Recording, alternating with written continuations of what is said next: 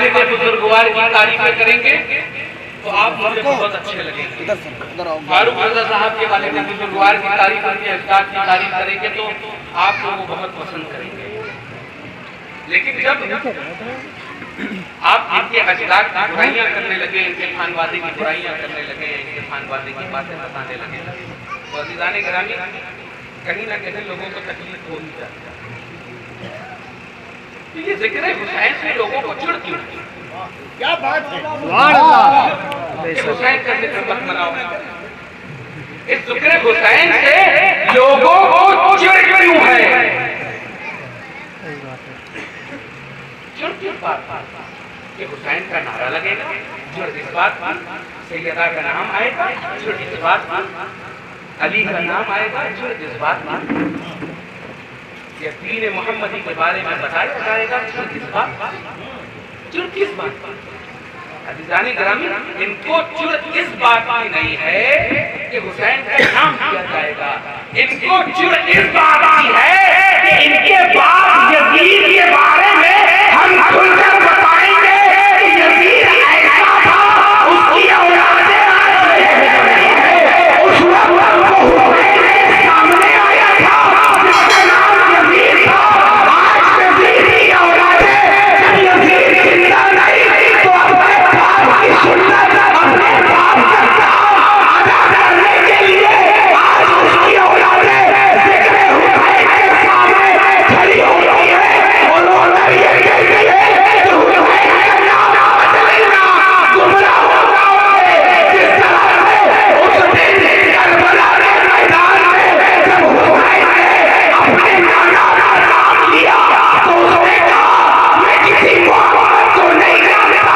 आज जब हम इमाम हुसैन का नाम, इस जिक्र का नाम इस मैदान में ले रहे हैं तो इन यजीद के बच्चों को खलबली इसलिए होती है कि मेरे बाप यजीद के बारे में मियां बता ना दे कि मेरा बाप ऐसा था और मैं ऐसा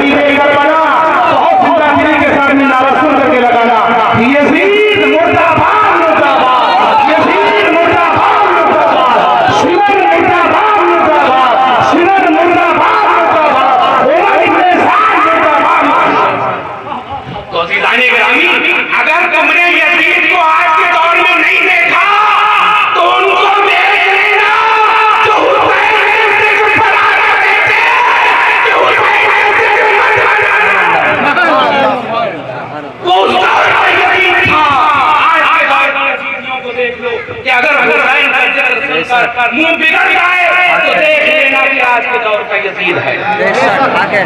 एक वाकया आपके सामने बता दूं, बिल्कुल सही तारीख रकम करती है इस चीज के बारे में। एक सहाबी रसूल आया कर कहने लगे खुदा का उम्मी बाबी या रसूल अल्लाह के मेरे माँ बाप का कुर्बान हो जाए मेरे करीम। कुरान करीम में एक आयत है, एक दिन सिराते मुस्तकीम क्या होता है? सिराते मुस्तकीम होती है। तारीख ये कहती है कि लगभग 4 मरतबा उन सहाबी रसूल ने इस चीज के बारे में पूछा कि या रसूल अल्लाह मा हाज़ा सिराते मुस्तकीम की, ये सिराते मुस्तकीम क्या है? लेकिन आप रसूल करीम सल्लल्लाहु अलैहि वसल्लम इसके बारे में जवाब नहीं दिया और ना देकर ही कहा कि खामोश। इतने में सामने से देखते हैं कि अली आ गया। सामने से क्या? अली आ गया। अब तवज्जो दिलाना चाहता हूँ इस चीज पर। इस उलमा की मजलिस में बैठ उनके तवज्जुह से उससे ज्यादा इल्म है तमाम हज़रात। सिराते मुस्तकीम क्या कहते हैं? सिराते मुस्तकीम कहते हैं सीधे रास्ता, सीधे रास्ता।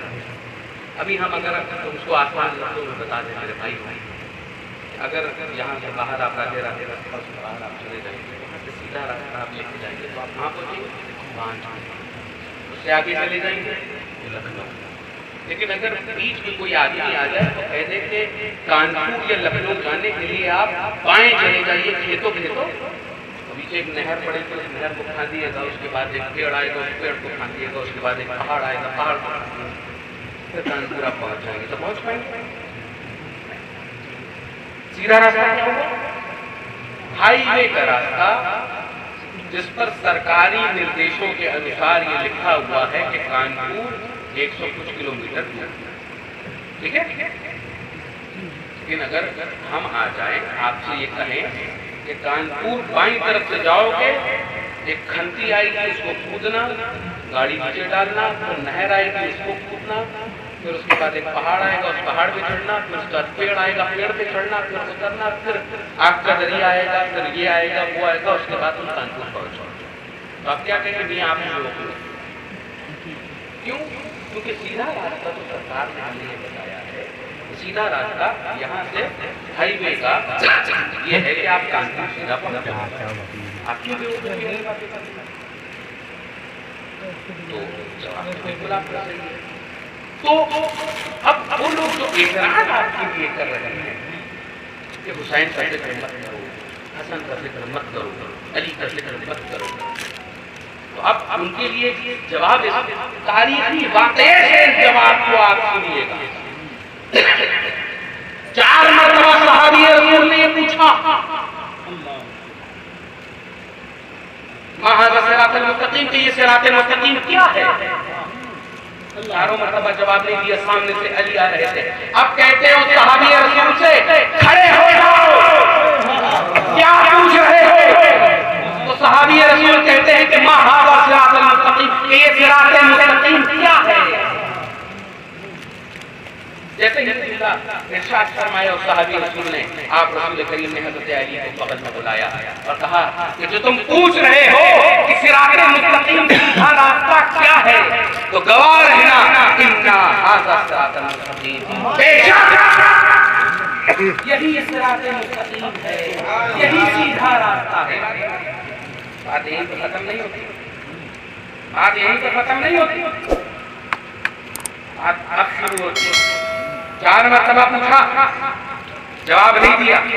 अली सामने से आए, जवाब दिया, इन्ना हाज़ा सिरातुल मुस्तकीम, के बेशक यही सिराते मुस्तकीम है। बात यहीं खत्म नहीं होती। एक छोटे से बच्चे जो तामीरे अदब पढ़ते हैं, उनसे भी अगर ये सवाल पूछोगे कि अल्लाह ने शैतान को अपनी बारगाह से क्यों भगाया, तो शैतान के लिए अल्लाह तबारक व तआला ने कहा था कि मुझ पर, आदम पर सजदा करो।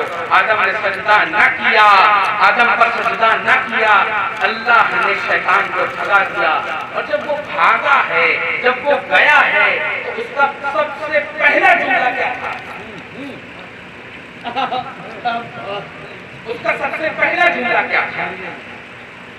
उसका सबसे पहला जुमला ये था कि जिस आदम की वजह से, ऐ खुदा, तूने मुझे अपनी बारगाह से निकाला है, क़यामत तक इन औलादे आदम को सिराते मुस्तकीम से भटकाऊंगा।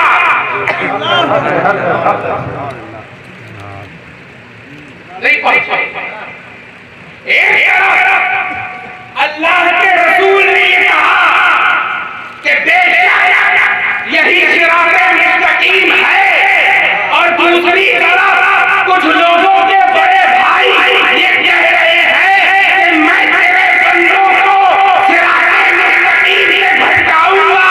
तो आप और आने वाले वक्त में जब जब तुम्हें अली के खिलाफ बोलता हुआ दिखे, या हसन के खिलाफ बोलता हुआ दिखे, या हुसैन के खिलाफ बोलता हुआ दिखे, तो समझ लेना कि जब अल्लाह की बारगाह में उस शैतान ने कहा था कि मैं तेरे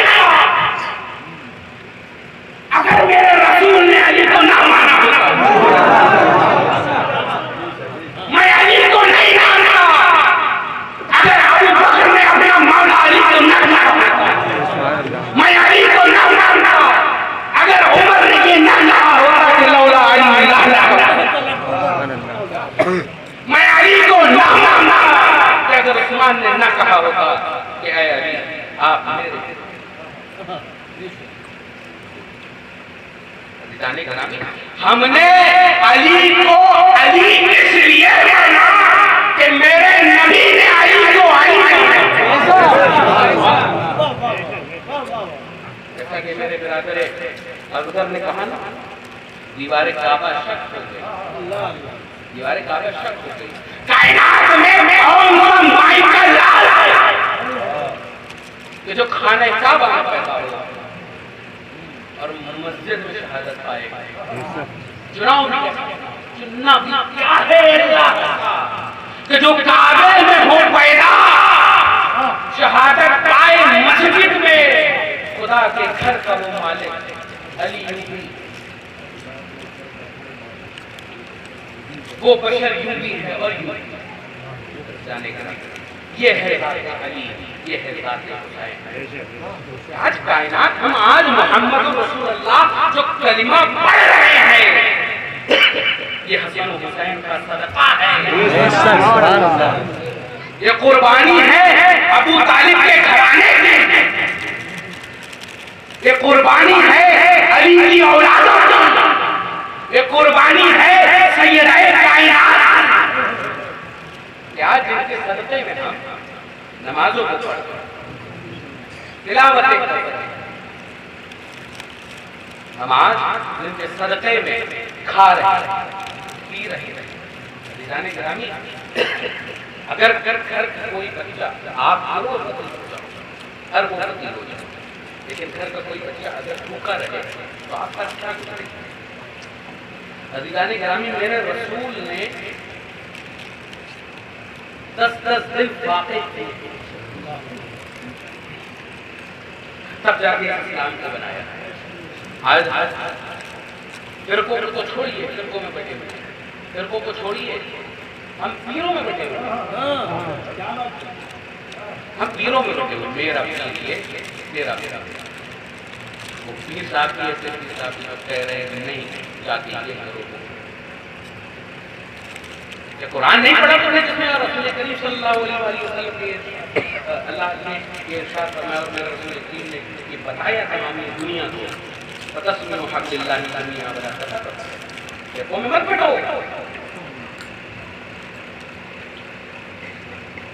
ये इख्तिलाफ तुम्हें कामयाब नहीं बनाएगा, ये इख्तिलाफ तुम्हें गुस्ताख बनाएगा। आज इमाम हुसैन ने इसीलिए शहादत दी, जरूरत को तो छोड़िए, हम पीरों में बैठे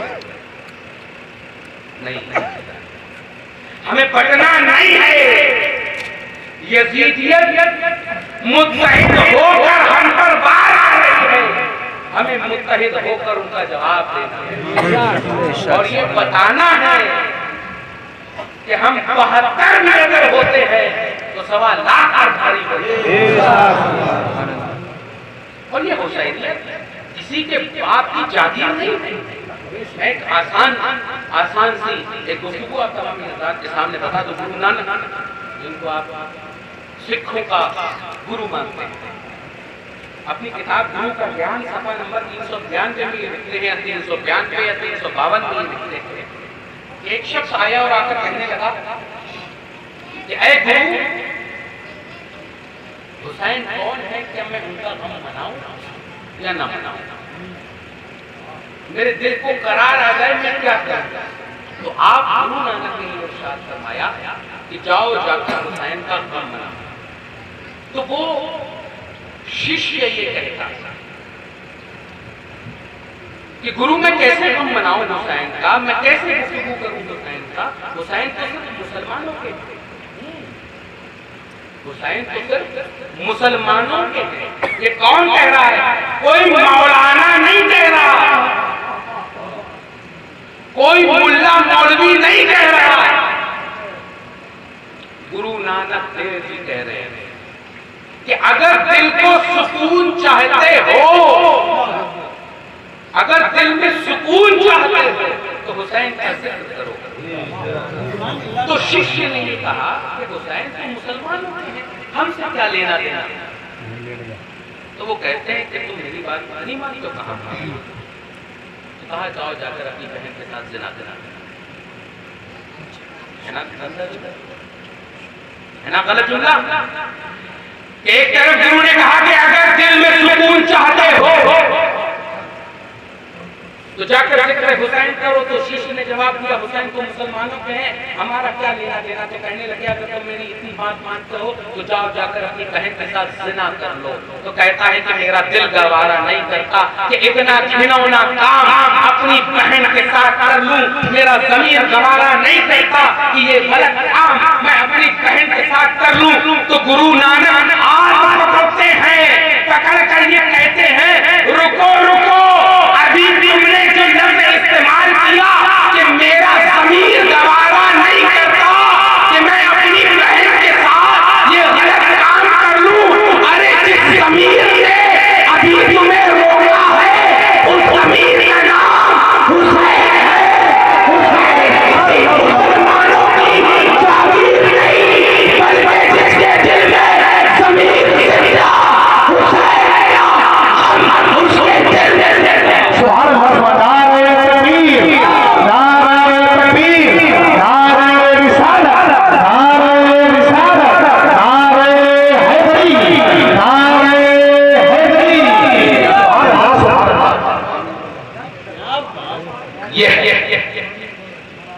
जिसके दिल में हुसैन, जिसके अंदर ज़मीर हो उसके दिल में हुसैन बसता है।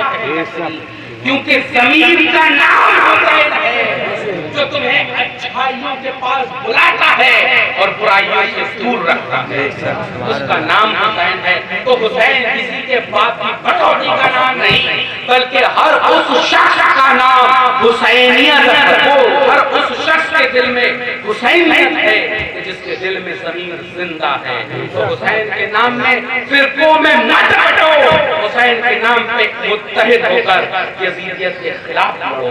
ये है हुसैन का पैगाम जो करबला के मैदान से ये दिया कि जब जब उम्मत मुत्तहिद नहीं होगी हुसैन के नाम पर वो मुत्तहिद होगी। क्यों आज 6 महीने का मासूम अली असगर इस करबला के मैदान में मेरे नाना की उम्मत के लिए शहीद हो रहा है, मेरा अली अकबर, मेरा कासिम, मेरा पूरा का पूरा खानदान आज शहीद हो रहा है।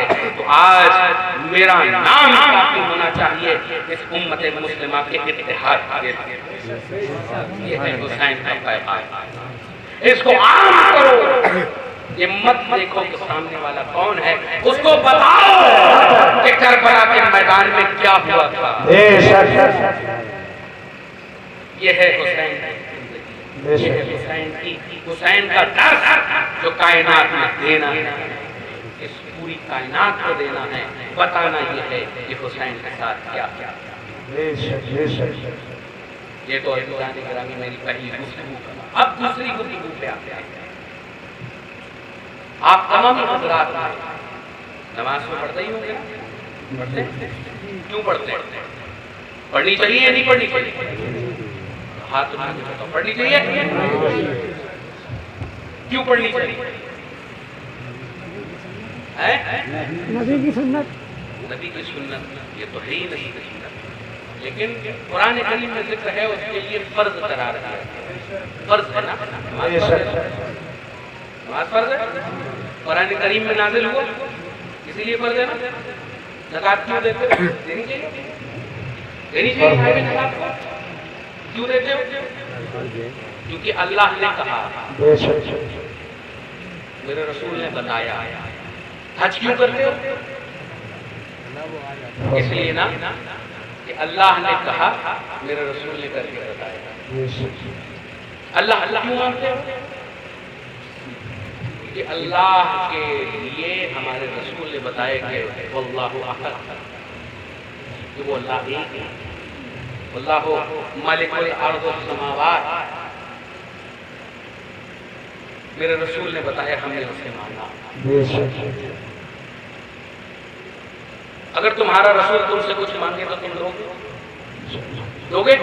हाथ उठा के बताओ, यहाँ पे जितने बैठे हैं, अगर तुम्हारे रसूल तुम्हारे सामने आज के आज आ जाए, अपना जलवा दिखा दे और तुमसे कुछ मांगे तो तुम दोगे? क्यों दोगे? वजह बताओ, कोई एक आदमी क्यों दोगे? इसलिए ना कि वो मेरे प्यारे नबी हैं जिन्होंने अपना सब कुछ कुर्बान कर दिया, अपना खानदान का खानदान लुटा दिया इस मुसलमानों को मुत्तहिद करने के लिए, मुसलमानों को मुसलमान बनाने के लिए, हमें कुफ्र की आंधियों से निकालकर हमें इस्लाम की रोशनी में दाखिल किया, हमें नमाज जैसी नेमत दी, हमें हज जैसी नेमत दी, हमें अल्लाह की तौहीद के बारे में बताया।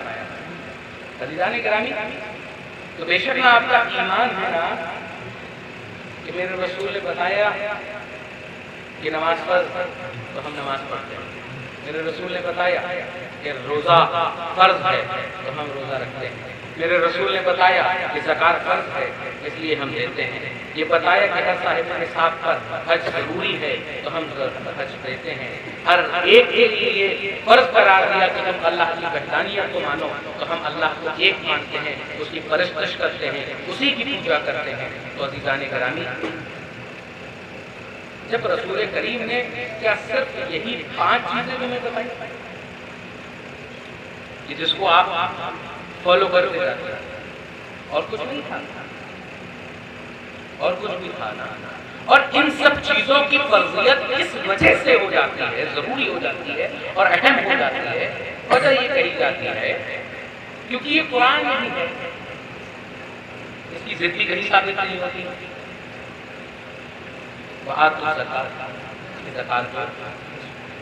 बाकी नमाज को कायम, हज को करो, रोजे को रखो, ये सारी चीजें मेरे रसूल के कहने के साथ साथ कुरान करीम में ही आया है इसके बारे में, ये सब चीजें तुम्हारे ऊपर फर्ज है। तो अज़ीज़ान गिरामी, जब इतना सब कुछ तुम मौलवियों के कहने पर, उलमा के कहने पर, पीराने उज़्ज़ाम के कहने पर मानते हो, एक नुक्ता और क्यों नहीं मानते?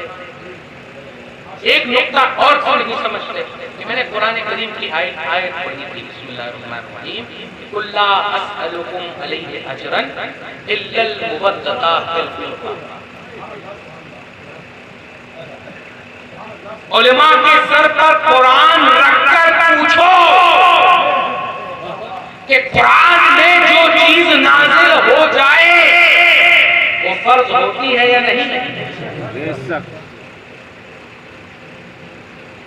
सहाबा-ए-किराम रसूल पाक करीम के पास गए और जाकर कहने लगे कि या रसूल अल्लाह, आपने इस्लाम जैसी नेमत से हमें सरफराज किया, आपने अपने जैसा नबी, अपने जैसे नबी के बारे में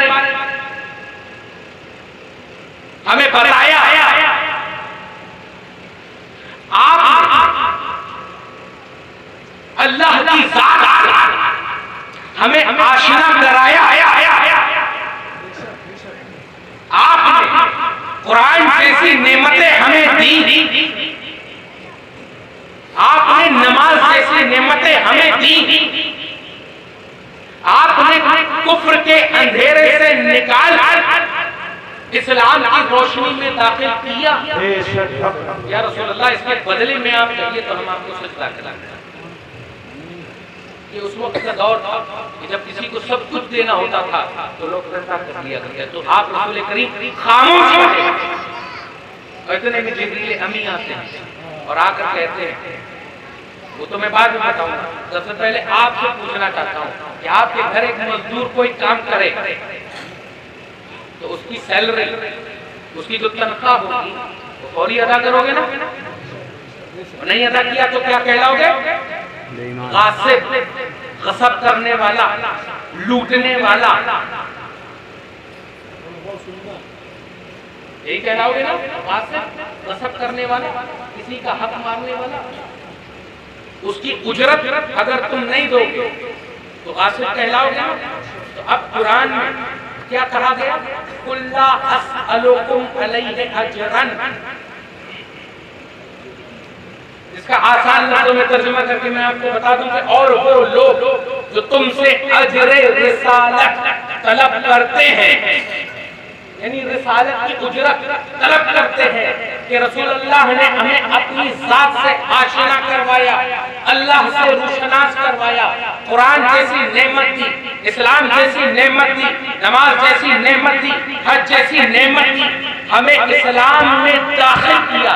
इसके बदले में जब कुछ उजरत मांगी गई, सहाबा ने पूछा कि इसके बदले में हम कुछ दें आपको, तो अल्लाह कहता है कि वो लोग जो तुमसे इस इस्लाम के बदले, इस मुसलमान होने के बदले अगर कुछ तलब करते हैं तो उनसे कह दो कि वो मेरे कुराबतदारों से मुबद्दत करें।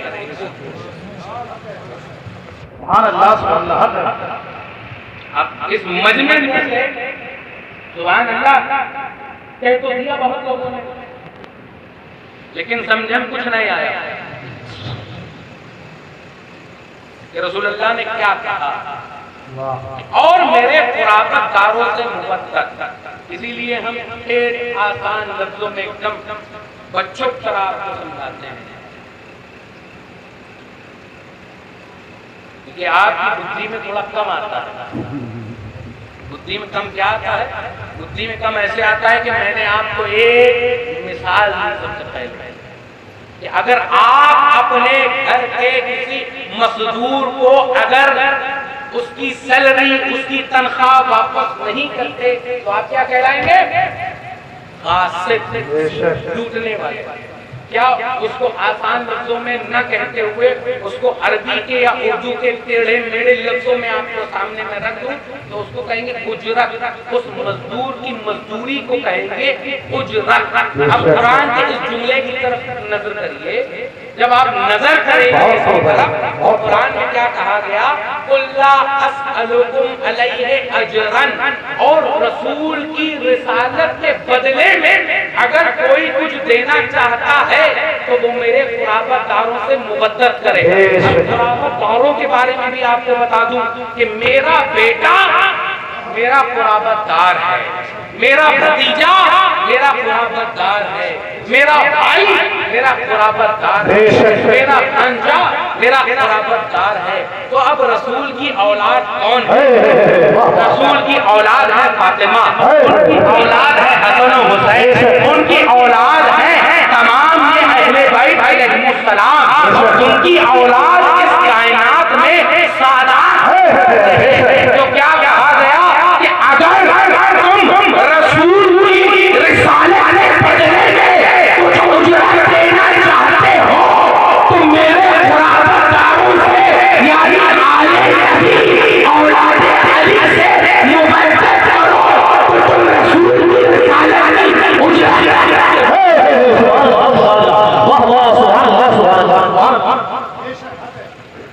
अभी भी नहीं समझ में आया होगा।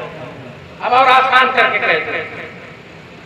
अब समझ में ये नहीं आया होगा कि मियां ने मुबद्दत क्या बोला।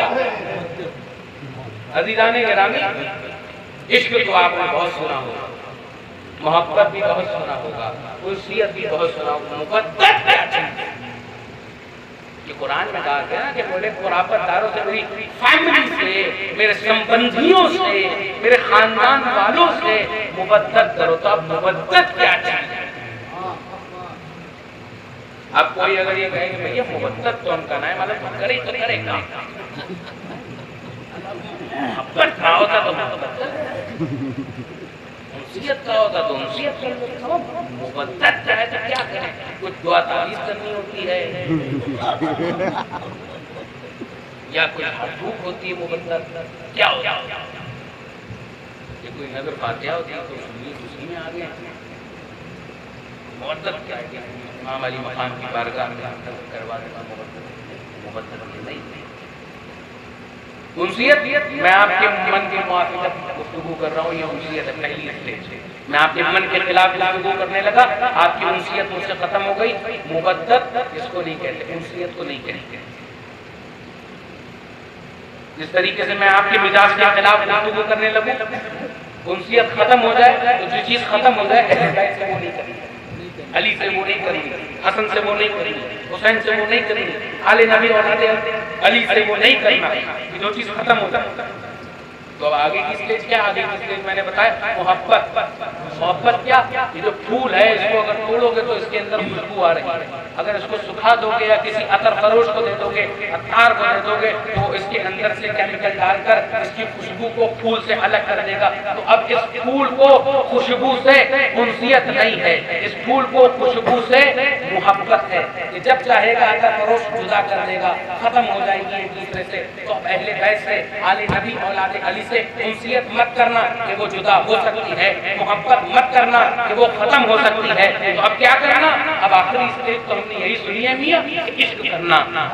तो क्या किया जाए, हमसे आप मोहब्बत करते हो ना, मोहब्बत नहीं चाहिए, हुक्म जो है मोहब्बत नहीं है, इश्क चाहिए।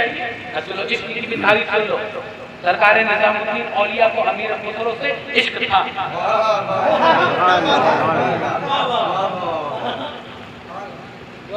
निजामुद्दीन औलिया महबूब इलाही अपने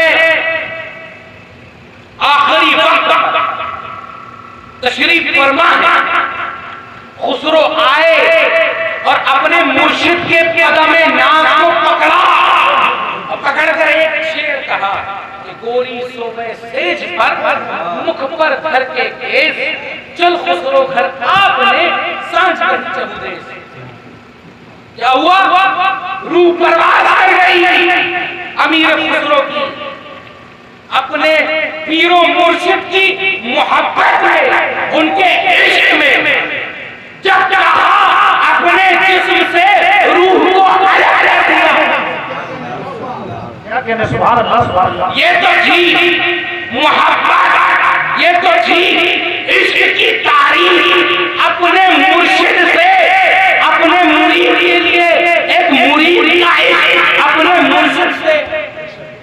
तो एक दर्स तुम्हारे लिए भी है कि अगर मुरीद बनना हो तो अमीर खुसरो जैसा बनना।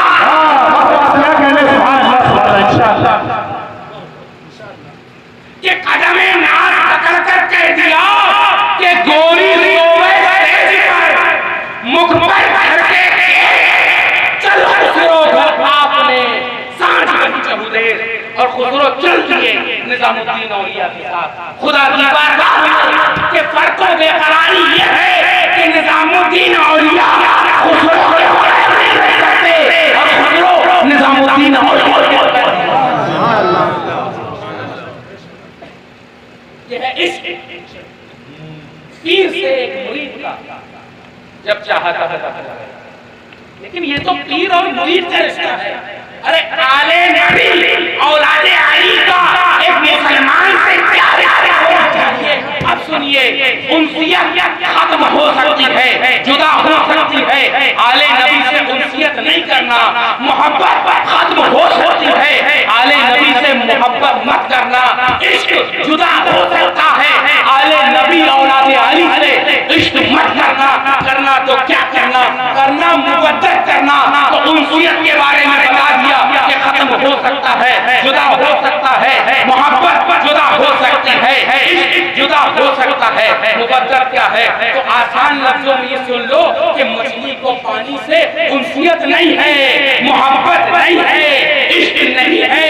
मछली को पानी से मुबद्दत है कि वो उसके बगैर जिंदा नहीं सकती। कि मछली को पानी से निकाला और जान दे दी, दिल से अली हसन हुसैन की मोहब्बत निकल जाए तो मुसलमान का हाल ये होना चाहिए कि तलब पर जान दे दे, जान दे दे।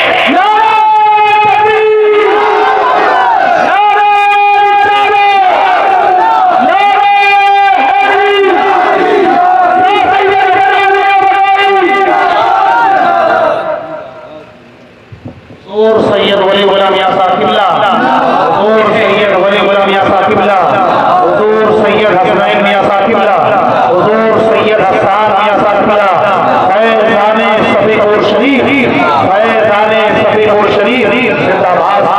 मैं ये नहीं कहता कायनात में अकेला सैयद मैं ही हूँ। जो सैयद ले उसके कदमों को पकड़कर ये कहना कि यही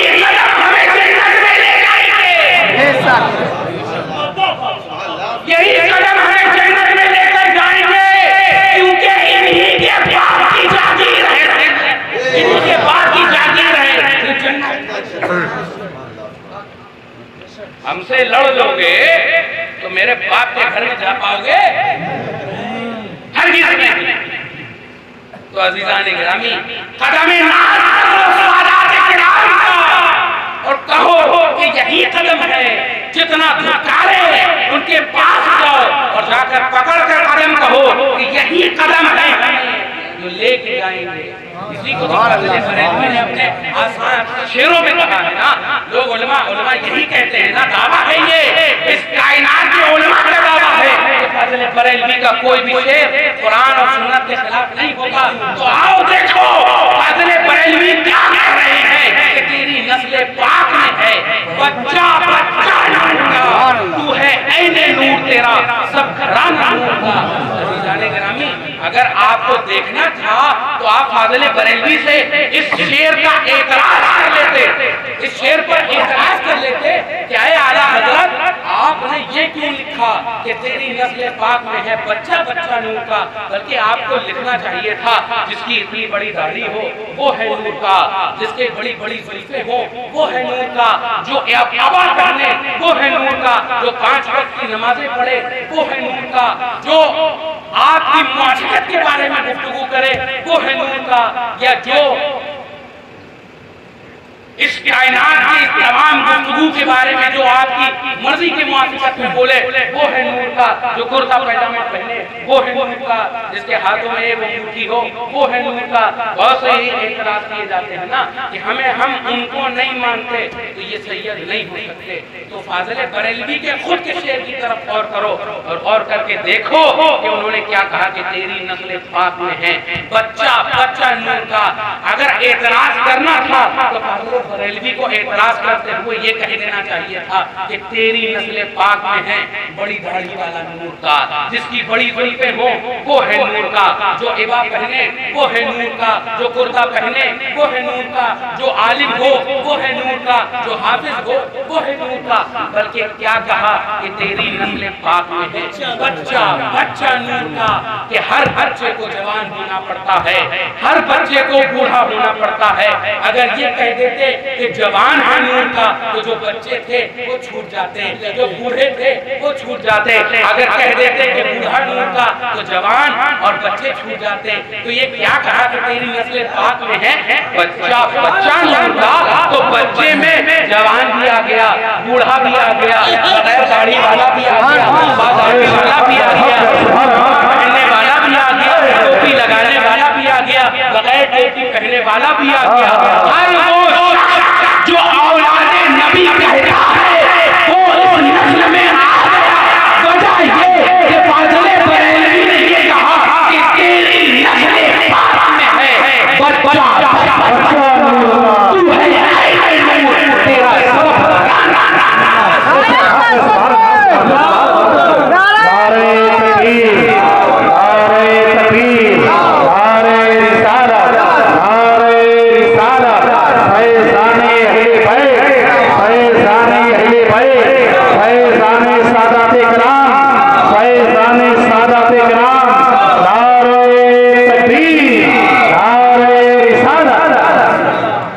सब ले लिया अज़ीज़ान गिरामी आप लोगों का।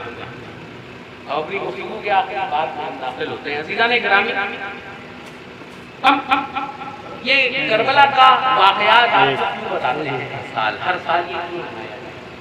अज़ीज़ान गिरामी, इसलिए ताकि हम अपने दिलों में हुसैन की मोहब्बत को दोबारा कायम करें। साल भर में हमसे गलतियाँ हो सकती हुई हैं, उनके बारे में हम माफ़ी तलाक़ी कर सकते हैं। अज़ीज़ान गिरामी, हमने उलमा की ज़बान अतहर इतना ही सुना कि हुसैन को 3 दिन का प्यासा करबला के मैदान में शहीद कर दिया। अज़ीज़ान गिरामी, हम सिर्फ इतना ही नहीं है, हम इतना है कि हुसैन को जिस छुरी से ज़िबा किया गया